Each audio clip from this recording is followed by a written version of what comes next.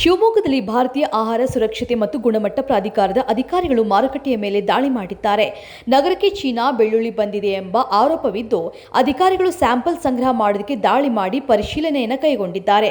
ಭಾರತೀಯ ಬೆಳ್ಳುಳ್ಳಿಗೆ ಹೋಲಿಕೆ ಮಾಡಿದರೆ ಚೀನಾದ ಬೆಳ್ಳುಳ್ಳಿಯ ದರ ಕಡಿಮೆ ಇದೆ ಎಂಬ ಮಾಹಿತಿ ಸಿಕ್ಕಿದೆ. ಹೆತ್ತ ಮಕ್ಕಳೇ ತಮ್ಮ ತಾಯಿಯನ್ನ ಮರಕ್ಕೆ ಕಟ್ಟಿಹಾಕಿ ಜೀವಂತವಾಗಿ ಸುಟ್ಟು ಹಾಕಿರುವ ಹೃದಯ ಹಿಂಡುವ ಘಟನೆ ತ್ರಿಪುರಾದಲ್ಲಿ ನಡೆದಿದೆ. ಪಶ್ಚಿಮ ತ್ರಿಪುರಾದಲ್ಲಿ 62 ವರ್ಷದ ಮಹಿಳೆಯನ್ನ ಮರಕ್ಕೆ ಕಟ್ಟಿಹಾಕಿ ಆಕೆಯ ಇಬ್ಬರು ಪುತ್ರರು ಜೀವಂತವಾಗಿ ಸುಟ್ಟು ಹಾಕಿದ್ದಾರೆ ಅಂತ ಪೊಲೀಸರು ತಿಳಿಸಿದ್ದಾರೆ. ಪುತ್ರರನ್ನ ಬಂಧಿಸಿರುವುದಾಗಿ ಪೊಲೀಸರು ತಿಳಿಸಿದ್ದು, ಕೌಟುಂಬಿಕ ಕಲಹವೇ ಭೀಕರ ಕೊಲೆಗೆ ಕಾರಣವಾಗಿರಬಹುದು ಅಂತ ಶಂಕಿಸಲಾಗಿದೆ. ನೆರೆಯ ರಾಷ್ಟ್ರ ಪಾಕಿಸ್ತಾನ ತೀವ್ರ ಆರ್ಥಿಕ ಬಿಕ್ಕಟ್ಟಿಗೆ ಸಿಲುಕಿದೆ. ಎಷ್ಟರ ಮಟ್ಟಿಗೆ ಅಂದರೆ ಮತ್ತೊಂದು ಹೊಸ ಸಾಲ ಸಿಗದಿದ್ದರೆ ಸರ್ಕಾರ ನಡೆಸಲಾಗದ ಸ್ಥಿತಿಯನ್ನ ತಲುಪಿದೆ.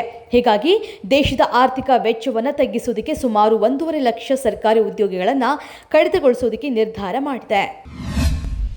ಚುನಾವಣಾ ಬಾಂಡ್ ಮೂಲಕ ಹಣ ಸುಲಿಗೆ ಮಾಡಿರುವ ಆರೋಪದಲ್ಲಿ ಕೇಂದ್ರ ಸಚಿವೆ ನಿರ್ಮಲಾ ಸೀತಾರಾಮನ್ ವಿರುದ್ಧ ತಿಲಕ್ ನಗರ ಪೊಲೀಸ್ ಠಾಣೆಯಲ್ಲಿ ಎಫ್ಐಆರ್ ದಾಖಲಾಗಿದೆ. ಇನ್ನು ಈ ಕೇಸ್ ಸಂಬಂಧ ಎಫ್ಐಆರ್ ದಾಖಲಿಸುವಂತೆ ಬೆಂಗಳೂರಿನ ಜನಪ್ರತಿನಿಧಿ ನ್ಯಾಯಾಲಯ ಆದೇಶ ನೀಡಿತ್ತು. ಇದೀಗ ಈ ಕೇಸ್ನ ವಿಚಾರಣೆಯನ್ನ ಸಿಐಡಿಗೆ ನೀಡುವ ಸಾಧ್ಯತೆ ಇದೆ ಅಂತ ವರದಿಯಾಗಿದೆ.